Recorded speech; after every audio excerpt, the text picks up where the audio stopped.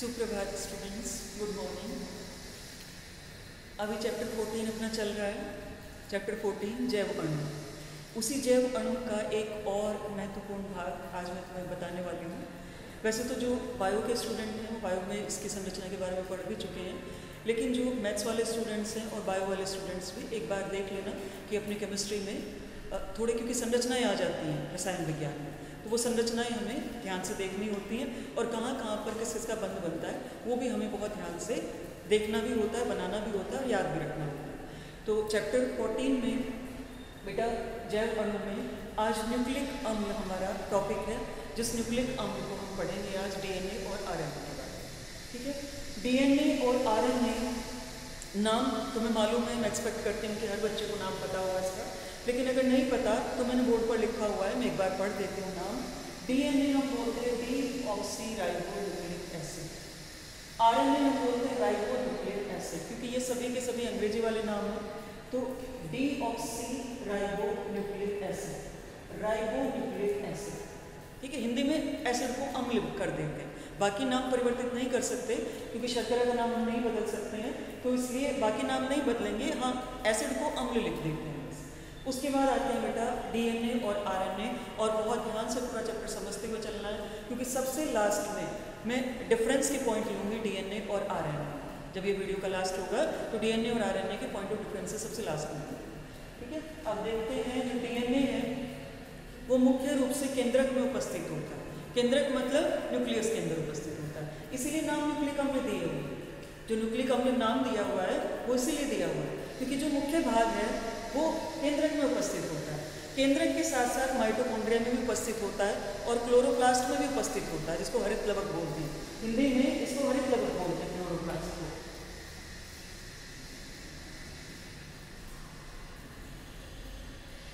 ठीक है, और एक और बात जो मुझे बायोलॉजी की याद आ रही है वो तुम्हें बता देती हूँ उसके साथ साथ कि जो माइटोकॉन्ड्रिया और हरित प्लवक है, इन दोनों के अंदर भी न्यूक्लियस की तरह से ही सामर्थ्य होती है कि ये अपने जैसे माइटोकॉन्ड्रिया और अपने जैसे क्लोरोप्लास्ट बना सकते हैं। कारण उसका क्या है कि उनमें डीएनए उपस्थित होता है, डीएनए की उपस्थिति, क्योंकि डीएनए ही जो कैरेक्टरिस्टिक्स हैं, कैरेक्टरिस्टिक मतलब जो लक्षण हैं, उन लक्षणों को एक जाति से दूसरी जाति में ले जाने का या एक जनरेशन से, एक पीढ़ी से दूसरी पीढ़ी में ले जाने का काम करता है। और अगर ये उपस्थित है तो फिर वो दूसरा अपने जैसा डीएनए बना लेता है, और दूसरा अपने जैसा डीएनए बनेगा तो दूसरा नया जीव भी बन सकता है। ठीक है, उसके बाद आते हैं बेटा आरएनए की तरफ। आरएनए इसका बिल्कुल उल्टा, मुख्य रूप से कोशिका द्रव्य में उपस्थित होता है। साइटोप्लाज्म मैंने यहाँ लिखा, अंग्रेजी का शब्द है, दोनों शब्द तुम्हें पता होने चाहिए, अंग्रेजी और हिंदी। हिंदी का शब्द है कोशिका द्रव्य, तो जो आरएनए है मुख्य रूप से कोशिका द्रव्य में उपस्थित होता है, लेकिन कुछ मात्रा में ये केंद्रक में भी पाया जाता है। ठीक है, उसके बाद आते हैं बेटा संरचना पर। इसकी जो संरचना है, इसकी संरचना को हम बोलते हैं कि ये पॉलीन्यूक्लियोटाइड संरचना है। अब पॉली का मतलब तो हम पढ़ते आ रहे हैं, पिछले कई बार से वीडियो में कोई ऐसा वीडियो नहीं गया होगा जिसमें पॉली शब्द नहीं आया होगा, इसलिए मैंने सबसे पहले तुम्हें पॉलीमर पढ़ाया था। बायोमोलिक्यूल से पहले मैंने पॉलीमर वाला चैप्टर इसीलिए लिया था। पॉली का मतलब बहुत सारे, और न्यूक्लियोटाइड मतलब न्यूक्लियोटाइड, बहुत सारे न्यूक्लियोटाइड एक साथ जुड़कर डीएनए बनाते हैं। देखो अब ये न्यूक्लियोटाइड क्या होता है, देखो पॉली का मीनिंग तो हमें पता था पहले से, लेकिन अब न्यूक्लियोटाइड के बारे में जानते हैं कि ये न्यूक्लियोटाइड क्या होता है। न्यूक्लियोटाइड क्या है, ये भी दो कड़ियों से मिलकर बनता है, न्यूक्लियोसाइड और फॉस्फोरिक अम्ल। अब फॉस्फोरिक अम्ल तो तुम अच्छे से जानते हो, H3PO4 फॉस्फोरिक अम्ल है, लेकिन जो ये न्यूक्लियोसाइड आया है, ये न्यूक्लियोसाइड को हम नहीं जानते हैं, तो हमें तो न्यूक्लियोसाइड के बारे में पता करना है। न्यूक्लियोसाइड के बारे में करने पे क्या पता चलता है कि ये भी दो घटकों से मिलकर बना होता है। अभी तक देखो दो का बहुत बड़ा, यहाँ पर इस संरचना में न्यूक्लिक अम्ल के साथ दो का बहुत बड़ा रोल है। मैं अभी गिनवाऊंगी तुम्हें दो का रोल, एक बार अपनी संरचना पूरी हो जाए उसके बाद फिर तुम्हें दो की गिनती करवाऊंगी, कहाँ से हमने दो से शुरू किया था और कहाँ से हमने दो पे ले जाके खत्म किया। ठीक है, देखो एक तो है 5 कार्बन की शर्करा है और एक नाइट्रोजनस क्षार, नाइट्रोजनस बेस बोलते हैं अंग्रेजी में, नाइट्रोजनस क्षार होती है, और एक 5 कार्बन की शर्करा होती है। अब ये 5 कार्बन की शर्करा क्या है, 6 कार्बन की शर्करा तो हमने पढ़ ली है, जैसे ग्लूकोज हमने पढ़ लिया है, फ्रक्टोज हमने पढ़ लिया है, गैलेक्टोज हमने पढ़ लिया है। ये 5 कार्बन वाली शर्करा क्या है, ये तो हमने उस चैप्टर में नहीं पढ़ी थी। 5 कार्बन वाली शर्करा मतलब कार्बोहाइड्रेट वाले टॉपिक में नहीं पढ़ी थी, तो ये यहाँ पढ़नी है। देखो ये मैंने राइबोज की संरचना बनाई है, 1 2 3 4 5 कार्बन की संख्या। पहले कार्बन पर OHH, दूसरे कार्बन पर HOH, तीसरे कार्बन पर OHH और चौथे कार्बन पर CH2OH। पहले और दूसरे कार्बन पर OH एक जैसे होते हैं और तीसरे कार्बन पर परिवर्तन आता है, OH और यहाँ पर OH। ठीक है, ये बात आई समझ में? अच्छा, अब इस बात को समझने में हमें क्या है, मैंने यहाँ पे लिखा beta D ribose. Beta D ribose का मतलब बाएं हाथ की तरफ की संरचना। नहीं बेटा, सही बनाया हुआ है संरचना। OH किसमें लेफ्ट साइड में उपस्थित, OH तो यहाँ पर अपना आएगा H ऊपर, OH ऊपर, H नीचे, H ऊपर, ये संरचना। ठीक है, देखो अब इसमें मुझे पता है कैसे चला कि संरचना में परिवर्तन क्यों हुआ, क्योंकि यहाँ पे बीटा डी लिखा हुआ है और बीटा डी में पहले कार्बन पर बाएं हाथ की तरफ OH लगा हुआ होता है और बाएं हाथ की तरफ जो भी लगा हुआ होता है उसको हम ऊपर रख देते हैं, वो पूरा का पूरा ऊपर रखा है। दाएं हाथ की तरफ जो भी लगा होता है वो पूरा का पूरा नीचे रख दिया जाता है। ये हमारी राइबोज की संरचना है। अब राइबोज को हम बदलते हैं डीऑक्सीराइबोज। देखो बहुत ध्यान से देखिए, दूसरे कार्बन पर जो ऑक्सीजन परमाणु लगा हुआ है वो ऑक्सीजन परमाणु हट जाएगा और ये हमारी क्या बन जाएगी, बीटा डी ऑक्सीराइबोज।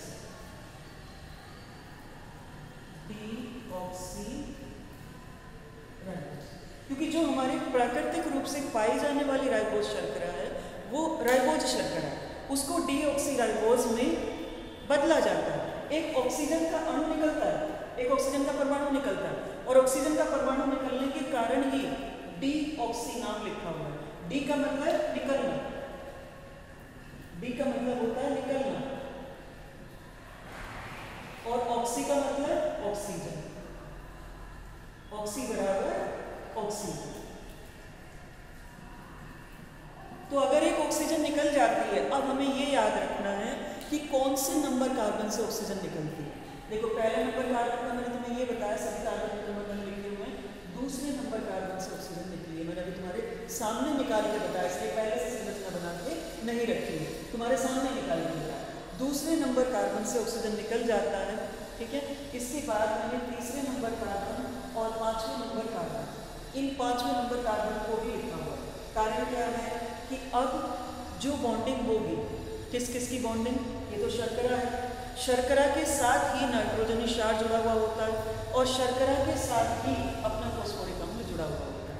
जो फॉस्फोरिक अम्ल है वो यहाँ जुड़ेगा इस कार्बन के साथ और जो अपना नाइट्रोजनी क्षार है वो यहाँ जुड़ेगा इसके साथ, इस कार्बन के साथ, नंबर 1 कार्बन के साथ। एक नंबर कार्बन पर बेस मतलब नाइट्रोजनी क्षार जुड़ा हुआ है और 4 नंबर कार्बन पर फॉस्फोरिक अम्ल जुड़ा हुआ है, फॉस्फोरिक अम्ल। अब ये पूरा जो मिलाकर बना अपना न्यूक्लियोटाइड, और इस न्यूक्लियोटाइड का एक और दूसरा नाम भी है, हम क्या बोलेंगे इसको, फॉस्फोडाइएस्टर लिंकेज। मैंने नीचे हिंदी में भी लिखा हुआ फॉस्फोडाइएस्टर लिंकेज। फॉस्फोडाइएस्टर लिंकेज क्यों बोला मैंने इसे, क्योंकि अगर तुम्हें याद आ रहा है, देखो ग्लूकोज में हमने एसिटिक अम्ल की अभिक्रिया कराई थी और एसिटिक अम्ल की अभिक्रिया कराने के बाद हमें क्या मिला था, पेंटा एसिटाइल ग्लूकोज। ग्लूकोज के अंदर जो भी OH उपस्थित थे वो सब के सब OH अम्ल से अभिक्रिया करके जल निकालकर एस्टर में बदल गए थे, एस्टर में बदल गए थे। यहाँ भी 5वें कार्बन पर जो OH है इसके फॉस्फोरिक अम्ल में से OH जाएगा और उसका H जाएगा, ये ऑक्सीजन इसके साथ लगा हुआ है, ठीक है। वो OH और H निकलकर H2O निकल जाएगा, बचेगा अपने पास क्या, ये जो संरचना बची हुई है हमारे पास बचेगी फॉस्फोरिक अम्ल, H3PO4, ये फॉस्फोरिक, ठीक है। तो इसमें से एक ऑक्सीजन निकल गई है, CH2 के साथ लगी हुई ऑक्सीजन, एक ऑक्सीजन हाइड्रोजन के साथ निकल गई है और बाकी एक H2O का मॉलिक्यूल निकलने के बाद हमारी ये संरचना आ जाएगी। यहाँ दोनों साइड में हाइड्रोजन लगे हुए हैं, इसलिए मैंने माइनस का साइन नहीं लगाया, यहाँ पर लगाया हुआ, क्योंकि एक हाइड्रोजन चलेंगे, ठीक है। तो ये अपना क्या बना, एक न्यूक्लियोटाइड, जिसको हम क्या बोलते हैं, फॉस्फोडाइएस्टर लिंकेज भी बोलते हैं इसे। ये बात आई समझ में। अच्छा, अब इसके बाद आते हैं बेटा, देखो यहाँ पर 5 कार्बन की शर्करा के बारे में मैंने कुछ इन्फॉर्मेशन लिख रखी है बोर्ड पर। क्या लिख रखी है कि ये दो होती हैं क्योंकि न्यूक्लिक अम्ल, मैं दोनों को साथ साथ लेकर चल रही हूँ, अलग अलग नहीं लेकर चल रही, दोनों को साथ साथ लेकर चल रही हूँ। जो भी एक सामान्य जानकारी है दोनों के बारे में, वो दोनों की मैं साथ साथ लेकर चल रही हूँ। तो शर्करा के बारे में क्या जानकारी है कि डीऑक्सीराइबोज शर्करा उपस्थित होती है किसमें, डीएनए में, मैंने ब्रैकेट में लिखा है। राइबोज शर्करा उपस्थित होती है किसमें, आरएनए में, मैंने ब्रैकेट में लिखा है। ठीक है, लेकिन ये दोनों शर्करा उपस्थित होती है न्यूक्लिक अम्ल में। अब जो नाइट्रोजनी क्षार है, वो नाइट्रोजनी क्षार भी दो भागों में विभाजित होते हैं, वो भी दो तरह के होते हैं। किस तरह के, प्यूरीन और पिरिमिडीन, इनके दो नाम हैं, प्यूरीन और पिरिमिडीन। अब प्यूरीन फिर से दो भाग में विभाजित होती है, एडेनिन और ग्वानिन, दोनों के नाम मैंने नीचे लिखे हैं, एडेनिन और ग्वानिन। और पिरिमिडीन एक न्यूक्लिक अम्ल में दो ही होते हैं, लेकिन कुल मिलाकर इनकी संख्या 3 होती है। तो वो तीनों संख्या मैंने यहाँ लिखी हुई है।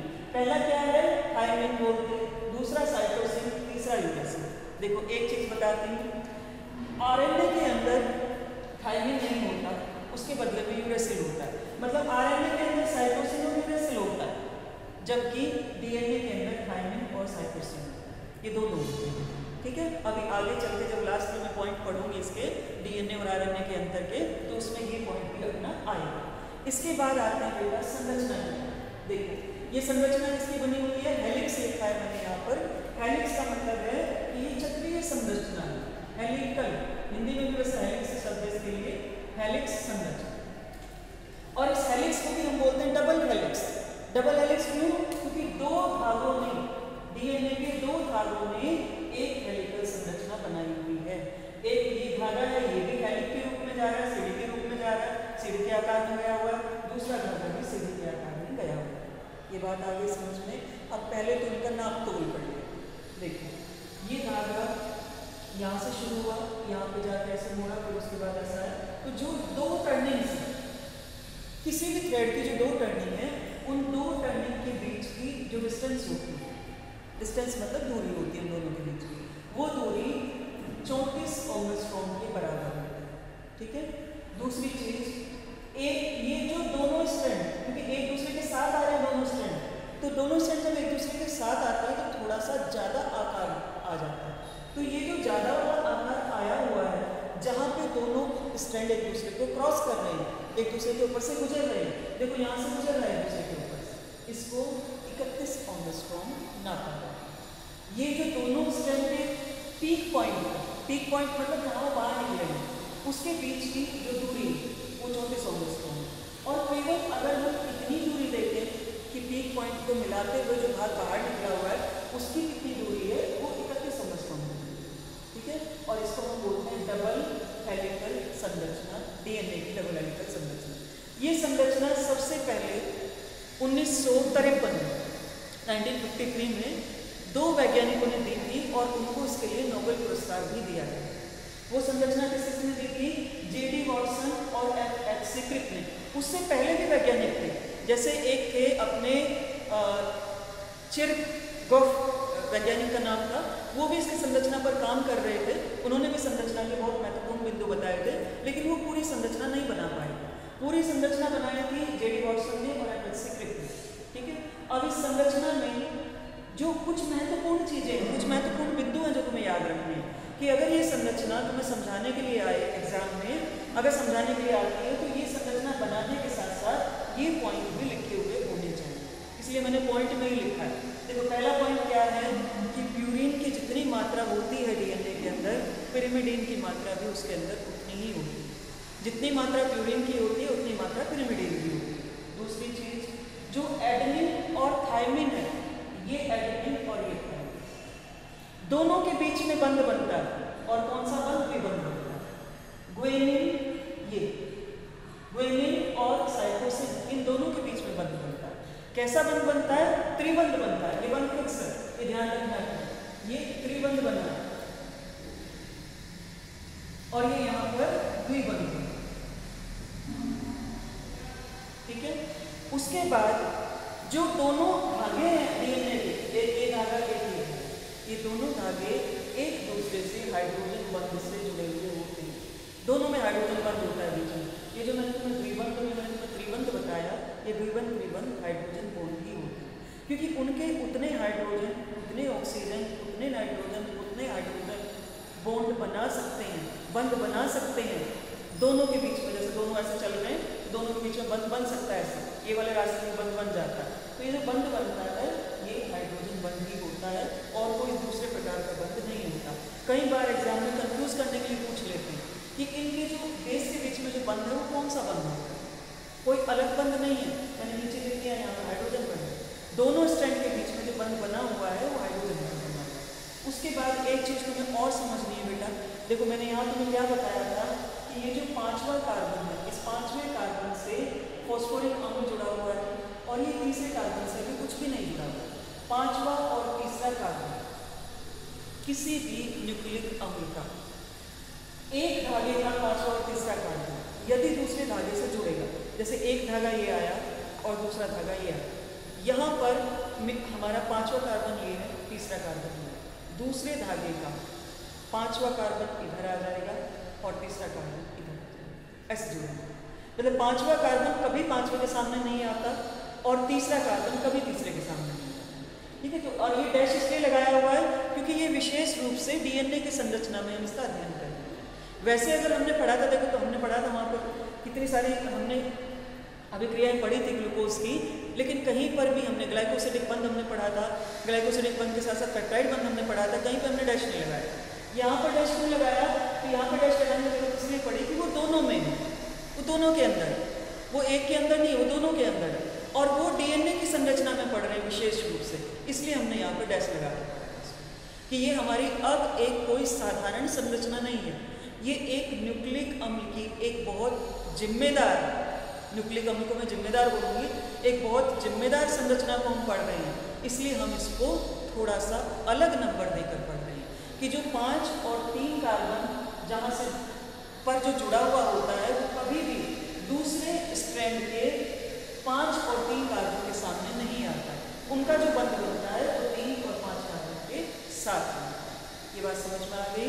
अच्छा बेटा, मैंने तुम्हें जैसे बोला था कि सबसे आखिर में मैं आरएनए और डीएनए के अंतर के बारे में तुम्हें बताऊंगा। देखो सबसे पहला अंतर, इनकी उपस्थिति। डीएनए मुख्य रूप से केंद्रक में उपस्थित होता है, जबकि आरएनए मुख्य रूप से कोशिका द्रव्य में उपस्थित होता है। सबसे पहला पॉइंट होगा डिफरेंस।